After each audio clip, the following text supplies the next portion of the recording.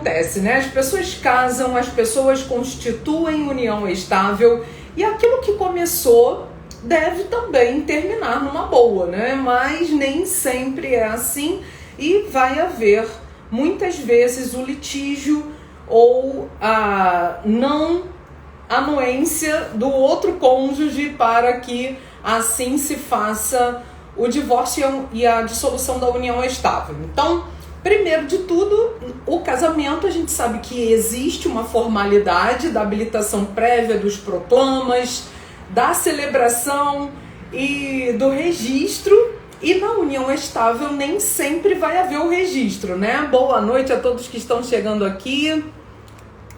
Tá sem som? Ué, tá sem som para vocês? Tá tudo bem aí o som? Tá normal? Então tá. Então sai e entra de novo, né? Porque às vezes é um probleminha do Instagram mesmo, né? Eu também tô vendo aqui que existe um delay entre a minha fala e aqui o vídeo, né? Mas vou ficar aqui, tá ouvindo, né? Muito obrigada pelo retorno, pelo feedback. E aí, né? O primeiro de tudo é que o casamento, ele é formal. E quando a gente formaliza esse casamento, aí beleza, obrigada, queridos, boa noite a todos, maravilha.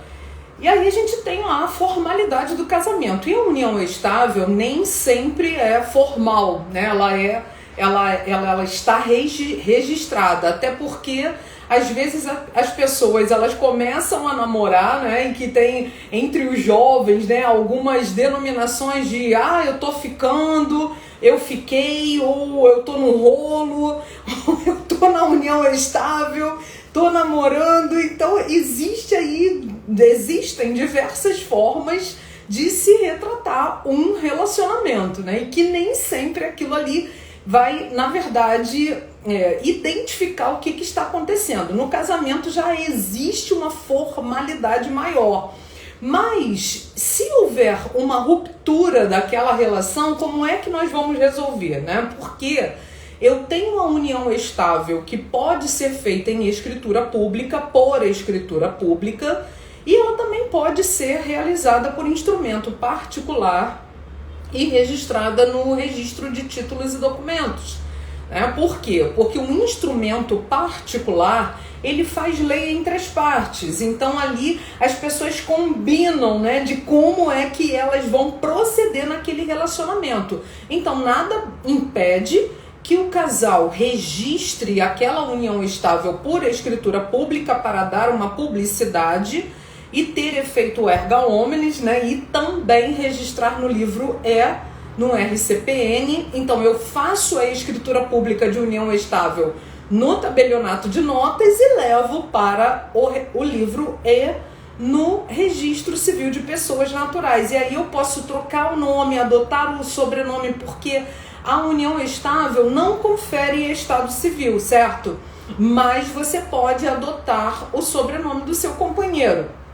Então, pode ser feito tanto por instrumento público, por escritura pública, ou por instrumento particular.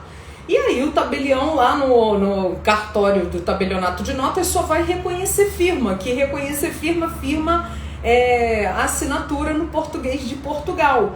E ali vai somente reconhecer a firma. Na verdade, o tabelião não vai ler tudo aquilo que está descrito, ele só vai haver o reconhecimento de firma, só isso. Na escritura pública já há uma formalidade maior e mais ainda se levar para o livro do Registro Civil de Pessoas Naturais. Muito bem, então esse registro é formalizado. No casamento eu vou escolher o regime de bens, na união estável também. E se nada o casal disser, regime da comunhão parcial de bens, que é o que vigora desde 1977 no Brasil.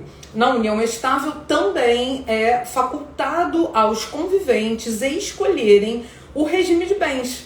E também, se nada disserem, comunhão parcial de bens. No casamento eu faço pacto antenupcial se eu quiser escolher um regime diferenciado, e na união estável eu posso também deixar deliberado na escritura pública qual é o regime de bens que eu quero que vigore naquela união estável. Inclusive, eu posso registrar a união estável dizendo que ela já existe há 10 anos. E aí o regime de bens que vai ser aplicado vai ser o regime da comunhão parcial de bens, mas nada impede que esse casal também escolha um regime diferenciado, né? Então a gente tem aí a questão da união estável. Pode haver conversão de união estável em casamento? Pode, né? E aí, mesmo que essa união estável não esteja registrada, pode haver a dissolução, porque a gente está vendo aqui justamente essas polêmicas, né, do divórcio e da dissolução da união estável. Muito bem. Caixa econômica. Você vai comprar um imóvel com o seu namorado, com a sua namorada, e aí o gerente da Caixa Econômica, no contrato do financiamento de imóvel, que o casal às vezes vai comprar para que estão pensando em casar futuramente, e aí o gerente da Caixa Econômica vai assim deixar consignado naquele contrato de financiamento que eles vivem em união estável, né? Então a gente sabe que existem diversas maneiras de se provar a união estável. Inclusive, né, quando a gente fala da Caixa Econômica, né, que fala assim, caramba, a Caixa Econômica é um órgão financiador, é um banco que financia os imóveis, e mesmo que a pessoa chegue na Caixa Econômica sem um registro de união estável, assim eles vão poder juntar renda para adquirir aquele imóvel financiado. E aí é uma prova de que há uma união pública contínua e duradoura? Pode ser que sim, né? E aí, quando houver a partilha, pode ser a partilha de acordo com o que cada um contribuiu naquela alienação fiduciária, tá? Ou então, meio a meio, né? 50% para cada um, porque aí independe de qual foi a renda de cada um. Então, a gente precisa analisar todo o contexto, porque na hora de dissolver aquele casamento e aquela união estável, nós vamos analisar o que vai se aplicar na partilha dos bens. Se vai ser 50% para cada um ou justamente com o que cada um contribuiu na parcela daqueles bens, né, da aquisição daquele bem. E, na verdade, existem várias maneiras de dissolver essa união estável. Se for consensual e não tiver filhos menores, pode ser feito no próprio cartório. Ah, professora, mas eu não tenho uma união estável registrada. Eu posso dissolver essa união? Pode. Tá? Mesmo que você não tenha essa união estável registrada, você pode dissolver a união. Para quê? Para não restar qualquer vínculo com o convivente anterior. Certo? Então isso pode acontecer. E houve uma polêmica, né, no Rio Grande do Sul, de uma decisão que foi tomada de uma devota, né, de uma igreja católica que estava se confessando com o padre, e aí eles começaram a ter um relacionamento de enviar carta um para o outro, e aí eles se declaravam, né, que estavam apaixonados um pelo outro, mas aquilo não se tornou público.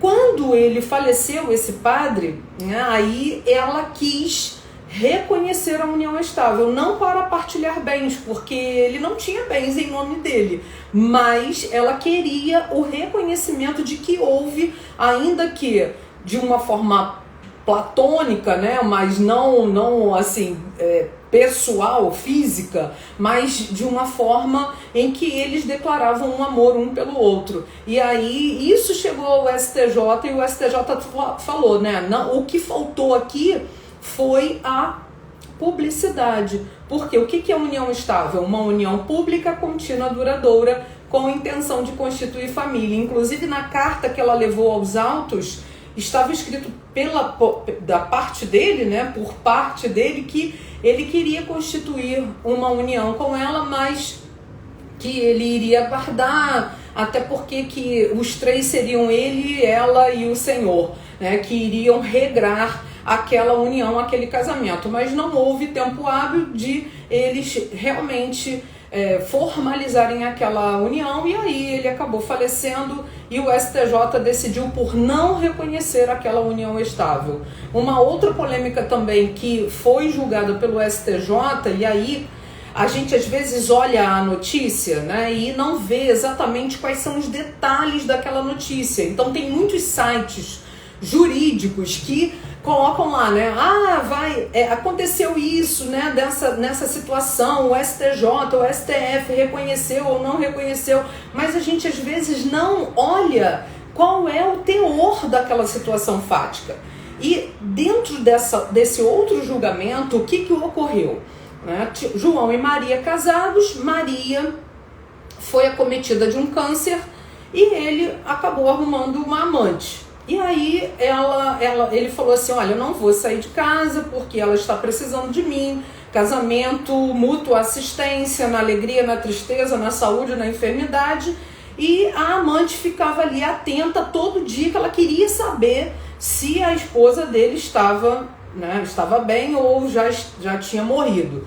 E aí o que aconteceu? Isso foi passando e ela foi definhando cada vez mais a esposa, e a amante só naquela expectativa, né? Ah, você não vai vir morar comigo? Ele, não, eu já estou separado de fato dela, de corpos, a gente não dorme mais junto, mas nós ainda, eu estou aqui morando com ela, não vou deixá-la agora nesse momento que ela mais precisa. E aí foram passando os dias, o que aconteceu? Ele morreu. E ela, esposa que estava com câncer, ela começou a ter uma melhora significativa e foi curada do câncer. E aí, o que acontece nesse caso? A amante foi pleitear o direito dela como meeira dele, porque ela alegou que ele já estava separado de fato da esposa, porque ela estava com câncer e estavam separados de corpos, mas que ele convivia com ela. E o STJ tomou a decisão de que não pode haver uniões estáveis paralelas concomitantes. E aí ela, esposa, ganhou o direito de meação e foi mitigado totalmente o direito da companheira, né? da amante, né? Então, que ela gostaria de ter sido formalizada ali a união estável e de ter reconhecida. Então, às vezes a gente olha assim, né, decisão do STJ, mas não lê o inteiro teor do que de fato aconteceu naquela situação. Então, a morte, a gente sabe que a morte é a principal maneira de dissolver casamento e união estável. E também o divórcio e a dissolução. E por isso que a gente precisa ficar atento, porque isso tudo vai contar qual é o regime de bens que o casal casou, se realmente estava casado ou estava separado de fato ou judicialmente. Então isso tudo vai ser levado em consideração no momento da partilha dos bens, mesmo quando houver morte. E aí a gente precisa saber desses detalhes para saber qual é a melhor solução para aquela situação, né? Porque muitas polêmicas acabam acontecendo em relação a essas situações, né? Então, prevalece sempre o casamento em detrimento da união estável, essa que se torna paralela ao casamento. Agora, se todos estiverem concordes, né? E aí tudo bem, vai todo mundo entrar em acordo, não vai ter litígio, vai ter só uma homologação e ali vai haver a partilha dos bens, porque existe a triação. O que é a triação? A gente sabe que o CNJ, que é o Conselho Nacional de Justiça, proibiu o registro de casamento poliafetivo, né? Então não pode mais haver casamento poliafetivo. Mas existem trisais. O que são trisais? Casais formados por 3 pessoas. Inclusive, né, eu li algo a respeito, não de forma profunda, mas que o Ronaldinho Gaúcho teria feito um relacionamento assim, né? Ele estaria em um relacionamento de trisal. Como o CNJ proibiu o registro de casamento ou de união estável poliafetiva, o STJ decidiu por realizar meação em caso de trisais. Tá? Então, por exemplo, João é casado com Maria e tem um outro relacionamento com Ana, E aí, o que é dele com a Maria, 50% da Maria, 50% do João. E os 50% dele divide com a Ana, que é a terceira, né? No terceiro elemento aí nesse relacionamento. Então isso seria triação. Não seria dividido por 3, porque o direito dela enquanto esposa está resguardado, estaria resguardado. Mas surge um terceiro elemento e aí sim a triação. Então isso também já foi julgado pelo STJ, reconhecendo que não vai haver registro de poliamor, registro de casamento poliafetivo ou de união estável poliafetiva, mas existe isso, obviamente, como uma situação fática. A gente sabe, porque as pessoas, elas têm um regramento, né? O nosso ordenamento jurídico, ele serve para quê? Para criar um controle social, uma padronização de comportamento, mas que nem todos estão sujeitos a essas normas.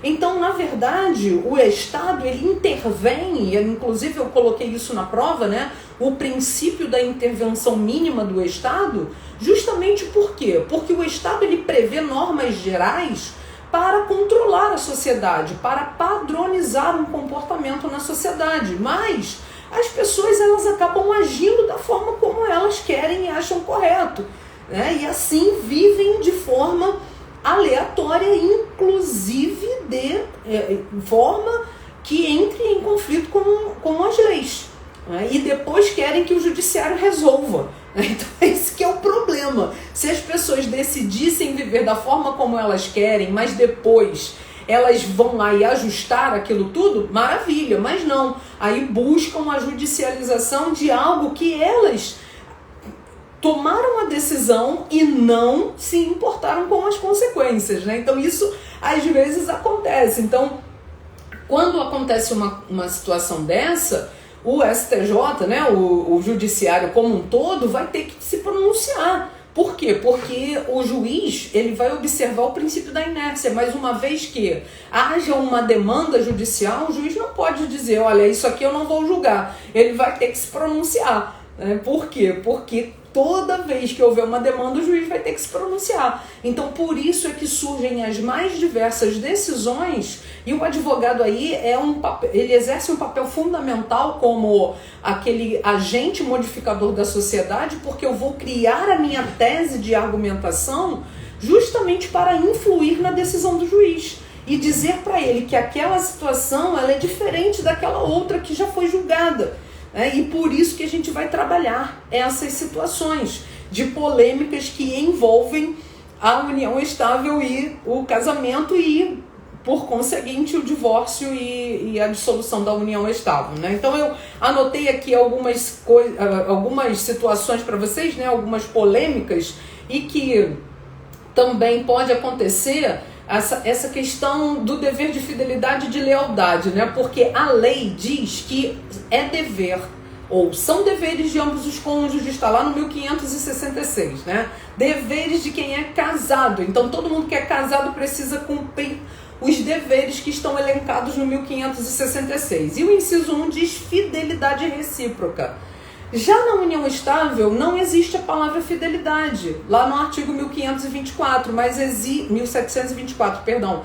existe a palavra lealdade. E se a gente colocar em paridade as duas palavras, né, dos dois sentimentos que são a fidelidade e a lealdade, uma coisa é diferente da outra, né? O que é ser fiel? É eu ser fiel ao meu cônjuge, ao meu marido, e ser leal suplanta a fidelidade, né? A lealdade é um respeito acima de uma fidelidade, né? Então, por exemplo, às vezes as pessoas me perguntam assim, professora, o meu namorado curtiu a foto de uma menina na internet, isso é ser infiel? Eu falei, não, isso não é infidelidade. Curtir a foto de uma mulher, uma ex, né, no Instagram, não é infidelidade, mas é falta de lealdade, porque se ele fosse leal a você, ele não se importaria de ficar lá curtindo. Claro, gente, isso é muito subjetivo, tá? Então eu só estou colocando aqui para vocês das duas palavras, porque às vezes o legislador ele não pensa nas consequências que aquilo vai gerar e as polêmicas que aquilo vai gerar. né, que inclusive existe a responsabilidade civil também nas relações de família, que depois eu vou fazer uma live só sobre a responsabilidade civil no casamento e na união estável, tá? Ou nas relações de família como um todo, porque também é um assunto super pertinente. E aí eu posso afastar essa cláusula de infidelidade no pacto antenupcial? Me parece que não, né? Então a gente não pode afastar norma imperativa para constar lá do pacto antenupcial, né? E o provimento 61 do CNJ prevê a vênia conjugal também de quem vive em união estável? Essa semana eu dei aula, né? Essa semana que passou, eu dei aula sobre vênia conjugal. E o que é a vênia conjugal? Porque hoje a gente fala como um gênero, vênia conjugal, aquilo que se chamava de outorga uxória ou outorga marital. E a gente não denomina mais assim, por quê? Porque existem casamentos homoafetivos também, uniões homoafetivas, que não tem lei regulamentando casamento de pessoas do mesmo sexo, nem união estável de pessoas do mesmo sexo. Mas nós temos resolução do Conselho Nacional de Justiça, resolução 175 de 2013 do CNJ, que trabalha também essa questão do registro de casamento de pessoas do mesmo sexo. Então isso já está pacificado, não por lei, tá? Mas por decisão judicial, STF por unanimidade, e também resolução do Conselho Nacional de Justiça permitindo o registro de casamento civil de pessoas do mesmo sexo e também o registro da união estável de pessoas do mesmo sexo, né? Então, eu vou na dissolução da união estável ou do divórcio, seja uma união estável ou um casamento de pessoas do mesmo sexo ou de sexos distintos, eu vou discriminar na partilha de bens o que é bem comum, o que é bem particular. O que é bem particular? O que é um bem particular? Um bem anterior ao casamento e um bem doado e um bem herdado. Então, em regra, isso é considerado bem particular. E o que é bem comum? Aquele bem que o casal adquiriu onerosamente na constância do casamento. É claro que nós temos algumas regras, né, do 1659 e do 1660 que vão atribuir qual é a maneira em que o que vai entrar na comunhão e o que não vai entrar. Então, por isso que a gente precisa prestar atenção também. Imóvel financiado, então pagou o sinal antes de casar, pagou o financiamento durante o casamento, vai partilhar o que pagou durante o casamento. Então vai ser excluído o valor do sinal e vai partilhar o que pagou de prestação na constância do casamento. Imóvel anterior ao casamento, benfeitorias realizadas durante o casamento, partilha as benfeitorias, né? Então, isso tudo são detalhes que nós vamos analisar a situação fática do caso concreto para saber como é que vai ser feita essa dissolução da união estável e o divórcio, com partilha, que é o ideal. Ah, professora, eu posso fazer o divórcio sem partilha? Eu posso fazer a dissolução da união estável sem partilha? Sim.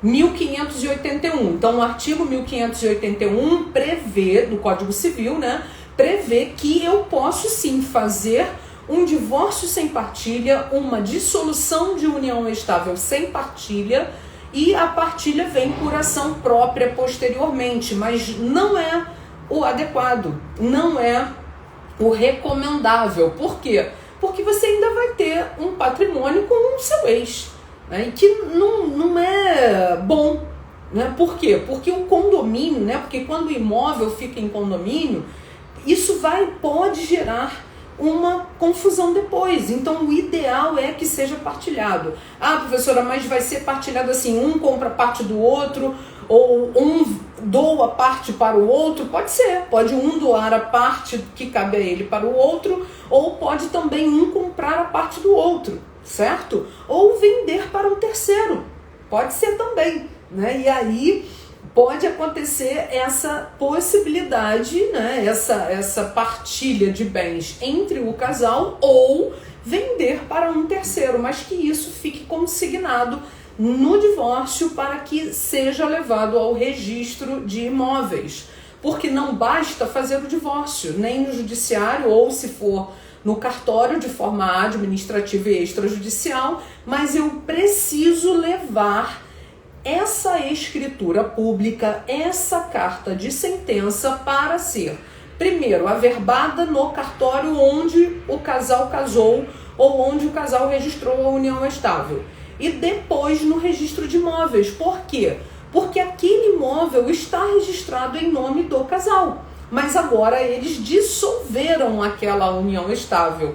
Eles dissolveram aquele casamento. Então, por isso é que precisa haver essa averbação. Andréia perguntando, um herdeiro que herdou um imóvel já estando casado, a mulher tem direito ou é bem particular? É bem particular, Andréia, se foi o casamento pelo regime da comunhão parcial de bens. Então é bem particular. Agora, se ele herdou um bem do pai dele que faleceu, o bem vale 300 mil reais, aí ele vende esse bem e compra outro na constância do casamento, que isso acontece muito.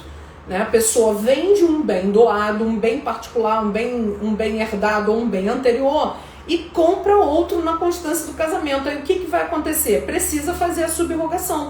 O que é a subrogação? A substituição. Então, dia 13 de outubro de 2021, está sendo adquirido um imóvel no valor de 300 mil, porém, esse valor de 300 mil é proveniente de um bem particular. Então, eu vou restar consignado isso na escritura pública de compra e venda, que está havendo uma substituição de um bem particular pelo outro. Então, isso se chama subrogação. Então, é super importante, é uma cláusula pequenininha, mas que é super importante para constar na escritura pública. Por quê? Para afastar, qual a finalidade, né? Afastar o cônjuge de ter direito à ameação desse bem, certo? Então, essa pergunta que você fez é muito pertinente, que isso acontece recorrentemente.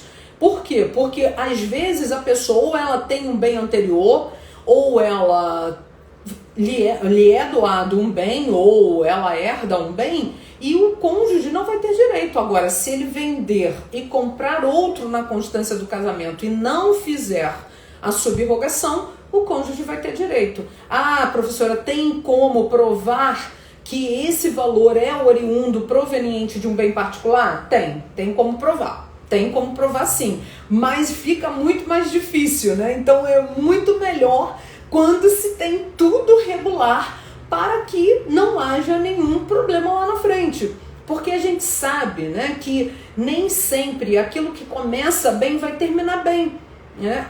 E geralmente o que começa bem termina bem, mas o que começa errado também termina de forma totalmente desestruturada. Então a gente precisa conversar, dialogar, né? Então, olha, o casamento não deu certo, mas daqui para frente cada um vai seguir o seu caminho, ok, né? Agora, a partilha dos bens que é o problema. Por quê? Se é o casamento, tudo bem, eu tenho formalizado qual foi o valor, qual foi o dia do casamento e a partir de quando começa a gerar efeitos jurídicos o meu casamento. Agora, a união estável eu não tenho como saber.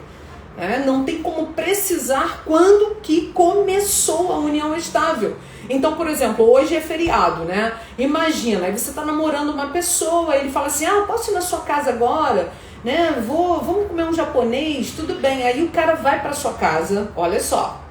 Aí ele vai e pede um japonês no iFood, no aplicativo dele. Então, aí ele vai e o cara chega lá com o japonês, né? E ele guarda lá a notinha fiscal do iFood com o comprovante de residência da sua casa, né? Então, gente, a gente precisa se resguardar, né? Ainda compra um espumante e vai abrir, vai gravar, vai fotografar, vai postar no Instagram, no Facebook, em um relacionamento sério, e ali é um marco de como e de quando começou aquela união estável. Então, tem uma música que diz, né? O golpe tá aí, cai quem quer. Então a gente tem que se resguardar resguardar. Agora, eu quero realmente ter uma união estável, quero registrar, quero ter algo que realmente, né, eu tenho uma intenção de constituir família, então tudo bem, registra e vai ser feliz, né? Porque a gente não sabe o dia de amanhã. Então, ok, é uma pessoa que tem compatibilidade com você, maravilha. Agora, cuidado, porque tem muita gente que registra a união estável só para ter direito ao plano de saúde, né? Então, às vezes, as pessoas vão se envolver em consequências lá na frente patrimoniais. Por quê? Porque não teve o cuidado de se resguardar, porque quis levar uma vantagem em uma esfera. Então, é dependente de cartão de crédito, de plano de saúde. Então, são várias consequências geradas por vezes que as pessoas elas não têm esse cuidado. Então, presta atenção. Essa pessoa que você está se relacionando hoje, é com ela que você quer constituir família? É com ela que você quer ter filhos? Então, ok, formalize isso. Agora, se não for, sai fora, né? Por quê? Porque depois o judiciário vai ficar com litígios eternos, demandas intermináveis, né? De chegar ao STJ, ao STF. Gente, quem é o juiz para saber o que é o melhor para mim? Então a gente tem que parar com isso. Eu levanto a bandeira da desjudicialização, porque brigar não vale a pena, né? Mas as pessoas elas querem ter o direito a algo que não lhes é inerente. Então a gente precisa analisar isso, pondere, sabe? Coloque na ponta do lápis, faça uma autorreflexão. Você ajudou a conquistar? Ok, então você exija o seu direito. Agora, você não ajudou a conquistar, não faça valer um direito que não lhe é inerente. Então as pessoas elas estão de uma forma que eu não sei, sabe? A gente precisa ter a alegria da conquista, gente. A gente precisa conquistar o que é nosso. E claro, o nosso cônjuge, o nosso companheiro, nosso namorado, se ele vai ajudar, ok, maravilha, porque não é só o dinheiro que conta. É o apoio moral, é o apoio psicológico, é um animar o outro, né? É aquela reciprocidade de parceria. Mas, como advogada, como eu vejo isso acontecendo? E como eu sou uma profissional que eu estou envolvida, né? E também com essa questão de ser uma estrategista de solução, eu vou ajudar os meus clientes a chegarem a uma solução melhor para aquela situação. Então, muito melhor, sabe? Quando a gente faz essa autorreflexão e chega a um consenso. Deixa eu ver, alguém tá... Por nada, meu amor. Maria Paula falando, professora, caso uma pessoa dê um sinal e financie o restante do valor de um imóvel e depois inicia uma união estável no caso de venda do imóvel para comprar outra, o companheiro fica com metade do bem? Deixa eu ver se eu entendi. Então, João deu um sinal para financiar e o restante do valor de um imóvel depois, ele já quitou, então ele quitou. Então o imóvel é só dele, certo? Depois inicia uma união estável, ok. E no caso de venda do imóvel para comprar outro, aí tem que fazer a subrogação, que é aquilo que eu falei, né? Então eu vou vender um bem que eu já tenho esse bem quitado e vou comprar outro. O que eu vou fazer? Cláusula de subrogação. Você está no curso, eu tenho lá um modelo de declaração que você vai fazer a subrogação, exatamente um parágrafo só como você vai restar isso consignado lá na escritura pública de compra e venda, né? Porque é uma forma de se proteger patrimonialmente, porque o companheiro não vai ter direito nesse caso de subrogação, né? Então, eu já trabalhei em vários divórcios e um dos divórcios tinha o meu cliente, eu era advogada dele, ele tinha um Porsche e ela queria metade do Porsche, metade da casa de Orlando e metade do patrimônio que tinha aqui no Rio de Janeiro. E aí eu falei com ele, você não tem um documento do carro anterior que você vendeu um carro para comprar outro? E assim a gente foi excluindo, né?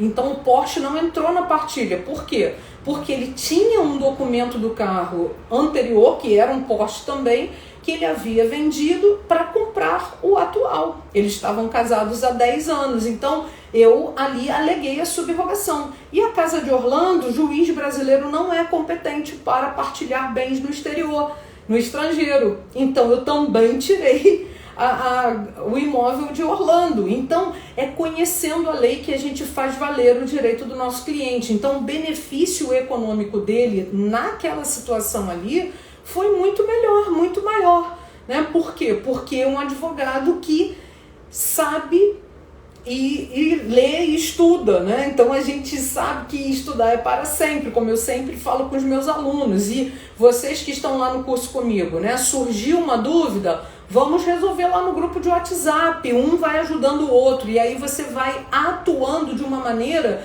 que você pode oferecer ao seu cliente a melhor solução, né? Então o cliente fica satisfeito, né? E assim a gente vai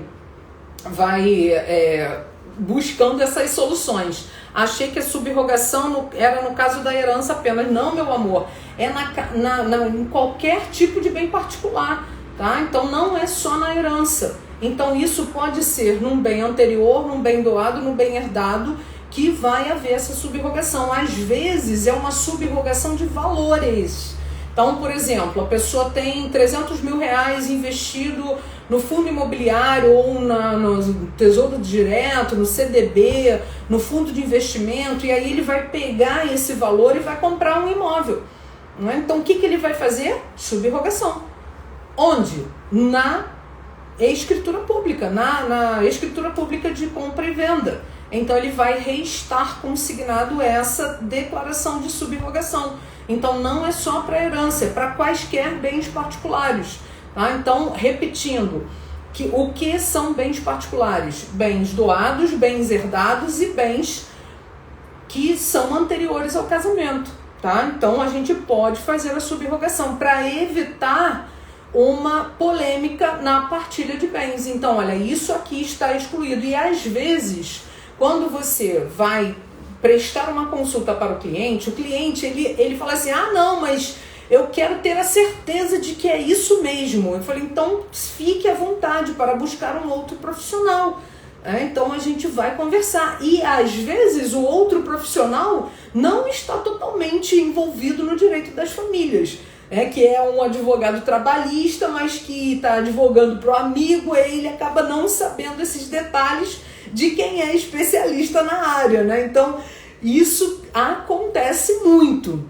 E aí eu trocando ideia com um colega, né? Porque o meu colega advogado não é meu concorrente, né? Que a gente precisa entender isso, né? Não somos inimigos. Às vezes somos ex-adverso. Eu estou advogando para uma parte, o outro está advogando para outra. Então tudo bem, mas nada impede que a gente dialogue. Mas infelizmente alguns advogados não estão preparados e não estão maduros o suficiente para esse tipo de conversa, né? Então eu sinto isso na minha atuação profissional, né, gente? Então hoje eu já tenho essa plenitude na minha atividade profissional que eu consigo muito bem dialogar, tá? Então uma coisa é uma coisa, outra coisa é outra coisa. Nós não somos inimigos, nós estamos defendendo direitos divergentes, mas nada impede que a gente venha também a convergir os interesses, porque eles tiveram uma história, eles têm uma história em comum, né? E que termine tudo bem. Então é isso, sabe, que importa, para a pessoa fechar aquele ciclo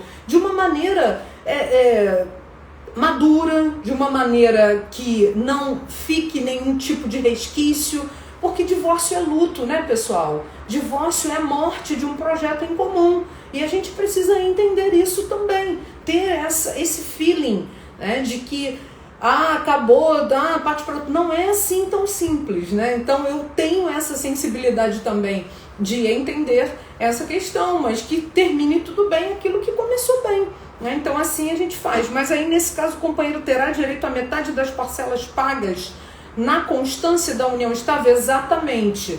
E na verdade eu já trabalhei num caso assim, em que a minha cliente, ela teve direito a 48,84%, mais ou menos isso, tá?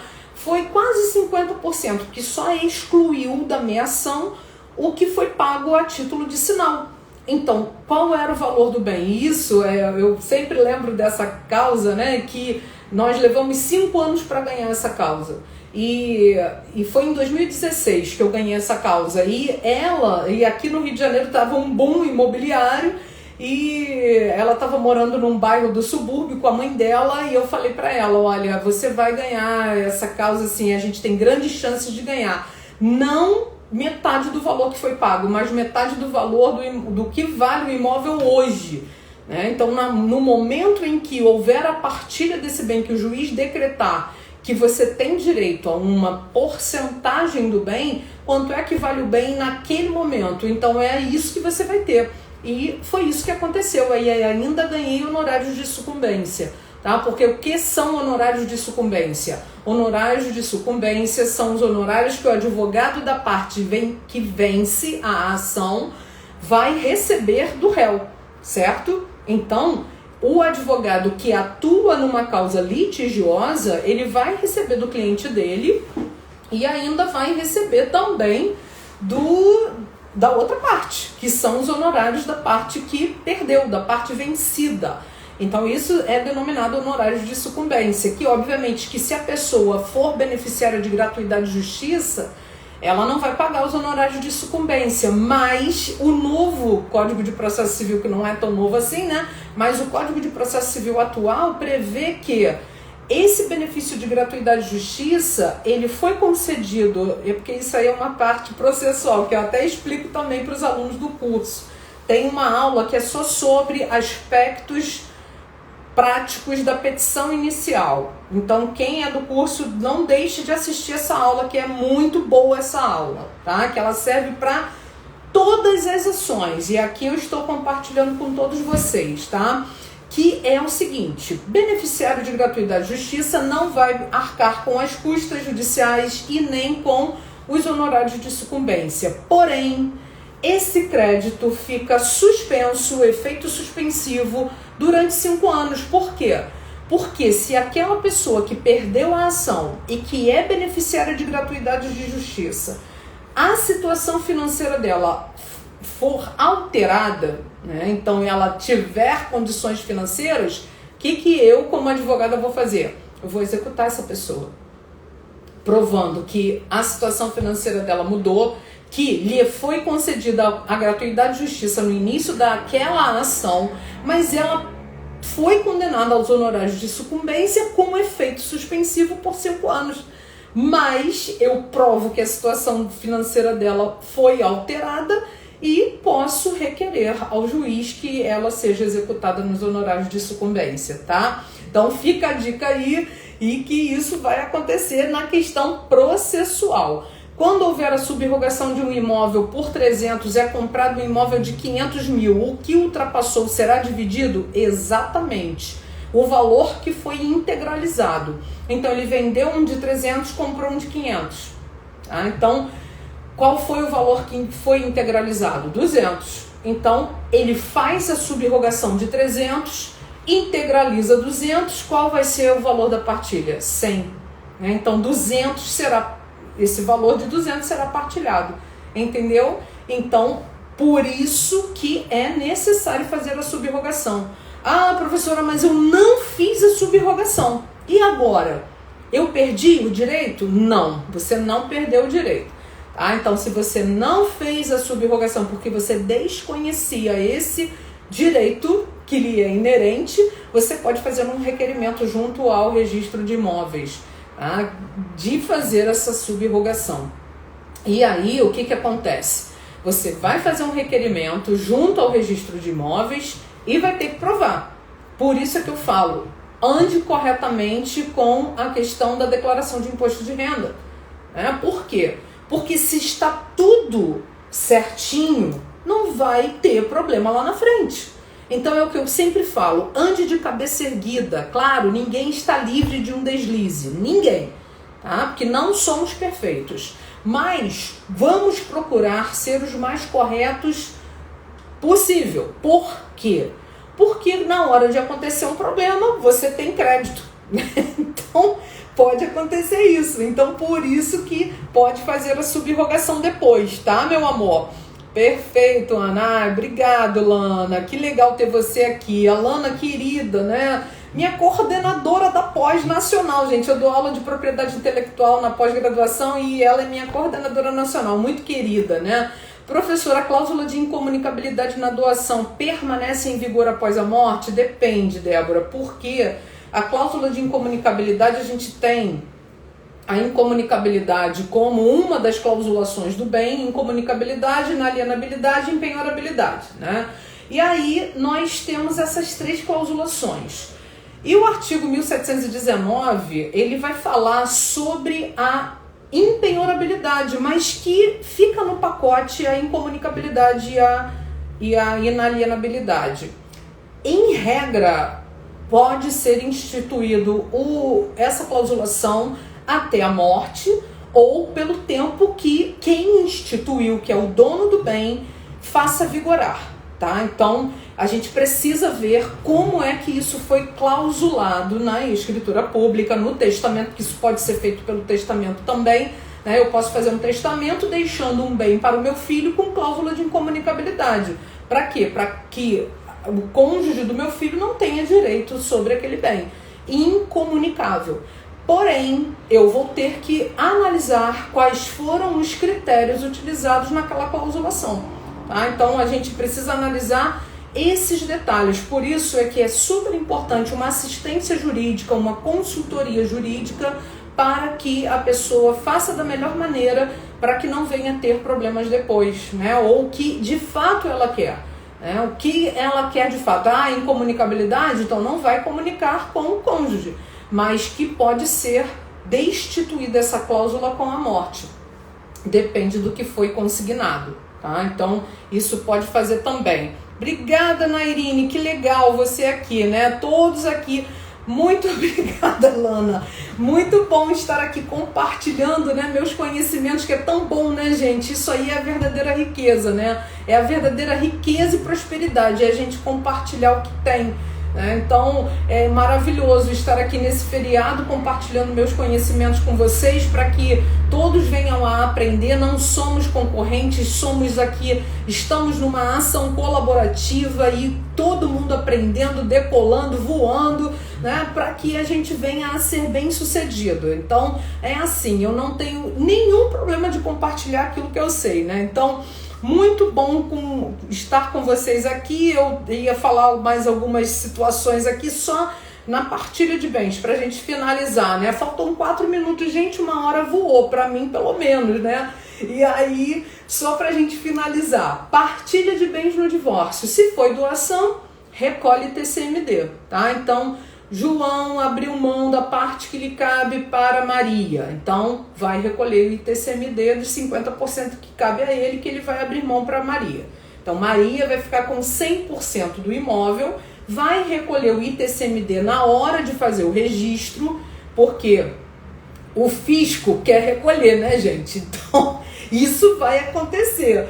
E até vamos decolar e compartilhar conhecimento. Isso aí, Ana Regina. Ana Regina acabou de criar a marca dela hoje, depois vão lá no perfil dela também, né? Assistente jurídica maravilhosa. E é isso aí, pessoal. Quem tá desanimado, vamos animar e vamos juntos, né? Todo mundo aí decolar e vamos de mãos dadas, porque assim a gente vence muito mais rápido, né? A gente chega muito mais longe quando a gente está junto. Muito bom. Vitor também entrando aqui, que legal, né?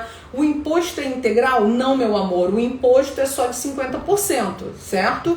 Então, se o João abriu mão da parte que lhe cabe para Maria, 50%, na verdade, do total do imóvel, porque 50% já é dela, e os outros 50% do João. E aí ele abre mão para ela. Então, quanto vale aquele imóvel? 500 mil. Quanto é que ele vai recolher? O ITCMD sobre 250 mil, que é a parte dele. E se ele vendeu a parte dele para ela, né? Ou ele comprou a parte dela, então ele vai ficar com o imóvel e ela vai receber o valor de 250 mil. Então recolhe TBI, certo? E é assim vamos fazer aí essa partilha de bens. Mas isso precisa também ser muito bem delineado, ok, pessoal? Para quê? Para não haver problema depois, certo? E na hora de averbar aquele divórcio no registro de imóveis, eu vou levar junto o pagamento do tributo. Ah, é na hora da escritura pública que eu tenho que recolher o tributo? Não, não é. É na hora do registro, tá? Então, isso também já foi julgado pelo STJ. Então, não é necessário pagar o tributo no momento da escritura pública de divórcio ou dissolução da união estável. Eu vou recolher o tributo quando eu for registrar essa escritura pública, o traslado da escritura pública no registro de imóveis. Aí eu vou recolher o tributo. Ah, qual é o tributo? Depende. Foi uma sessão onerosa? ITBI. Foi uma sessão gratuita? ITCMD. Então eu tenho que analisar o que foi de fato feito ali naquela situação. E uma última polêmica aqui pra gente fechar, tomara que o Instagram não derrube, né? Porque a live de quinta-feira não consegui salvar, né? O Instagram derrubou a live. Mas, última polêmica aqui, partilha de posse. Isso dá o que falar, hein? Amanhã eu vou dar uma aula ao vivo só para os alunos do curso sobre uso capião. Uso capião administrativo e extrajudicial, tá? E partilha de posse, eu posso fazer no divórcio? Posso. Eu posso fazer a partilha da posse, tá? Eu posso registrar no registro de imóveis essa partilha? Não, eu não posso. Porque posse é uma situação fática. Eu preciso primeiro transformar essa situação fática em uma situação de direito para eu poder registrar no registro de imóveis. Mas se eu partilhar a posse, eu posso registrar, não a posse, mas eu posso usar isso como uma prova para eu poder fazer a uso capião, tá? Então fica a dica aí, né? Que aula maravilhosa, obrigada, Rosângela, muito bom, né? Então é muito bom a gente poder compartilhar. Eu vou deixar a live salva, quem não assistiu desde o início, curtam aí, tá, gente? Coloquem coraçõezinhos aí, curtam, comentem e assim a gente vai fazendo cada vez mais lives, né? Já tem 31 lives aí no meu feed para vocês aproveitarem, para vocês aprenderem. E lista de espera está no link da minha bio da próxima turma, tá? Então se você quiser entrar lá para a lista de espera, fique à vontade, tá o link lá na bio. E muito bom, né? Muito obrigada, minha irmã querida, minha mãe aqui também, Antônio querido, Débora, Mônica, fechou o feriado, né, Mônica? Então, feriado estamos aqui de aula, né? E é isso, meus amores, muito obrigada pela audiência, por estarem aqui comigo, por prestigiarem e fiquem com Deus, um ótimo finalzinho de feriado aí. E vamos lá, quinta-feira tem live sobre polêmicas da sucessão testamentária ilegítima, tá? Então, quinta-feira, polêmicas da sucessão legítima e da sucessão testamentária. Não percam, anotem aí na agenda, só que quinta-feira vai ser às 21 horas, tá? Então, eu vou deixar a live salva aqui. Beijos pra vocês, fiquem com Deus, até quinta, se Deus quiser. Beijo, gente, obrigada, Mônica.